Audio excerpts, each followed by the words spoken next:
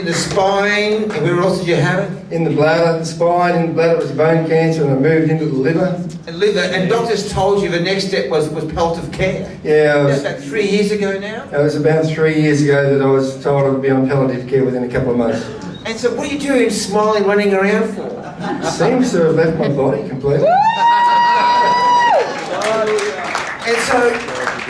So you go to the doctor, you've got cancer for your body, and he says, mate, in a few months' time you're going to be in palliative care, man, you're on the way out. Because medically there's no cure for liver cancer, and you had 2 tumours in your liver. That's correct, 2 tumours in the liver. And just describe the cancer. What sort of cancer was it? The specialist told me it was a very rare and very aggressive cancer, and the only guarantee was that it would take my life.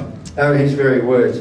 And so I just told him, I said, look, I have a very close and personal relationship with the greatest healer known to me. His name is Jesus. And so we first saw you came up the Sunshine Coast. That's right, I drove up from Victoria up to Montville. I had Googled Healing Evangelist Australia, and John's name was just all over the page. So I looked at YouTube clips, and I went and bought the book, Miracles from the Dust, and it's got to be one of the most inspiring books I've ever read. And then I went to Montville, and I sat there in the meeting, and I saw miracle after miracle after miracle. And my eyes were streaming, just tearing. I thought, here is my Jesus. Here is my God. This is the way he's meant to be moving today in power. Yeah. And I didn't receive a healing touch that night, though. But I received... I prayed for him, but he wasn't healed at first meeting. Nothing. I was surrounded by bodies strewn all over the floor, and I saw some amazing miracles there. So many people got healed. Yeah, I didn't receive a healing touch that night. It was strange. But I went away rejoicing. I said, Lord God, I've seen way too many miracles here tonight. I know I'm going to be healed. And what happened after that? You went into Bairnsdale?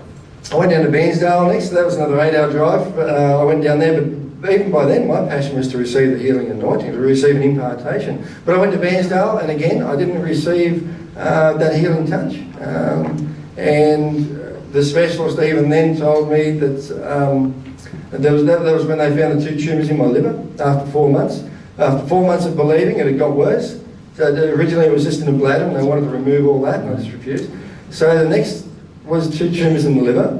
And he said to me, he said, I'm sorry we couldn't give you the clearance you were so believing for. And I laughed at him. I said, Doug, you can give it to me next time. I'm healed. I had seen God do too many miracles, and I know, he's no respecter of persons. Right? The miracle was mine.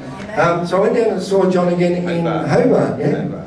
And while I was down there again, I saw many amazing miracles. And again, the floor was littered with bodies. And I'm standing there, and John prayed for me, and I felt these just 2 tiny little subtle touches, like feather touches. I didn't even know if it was real.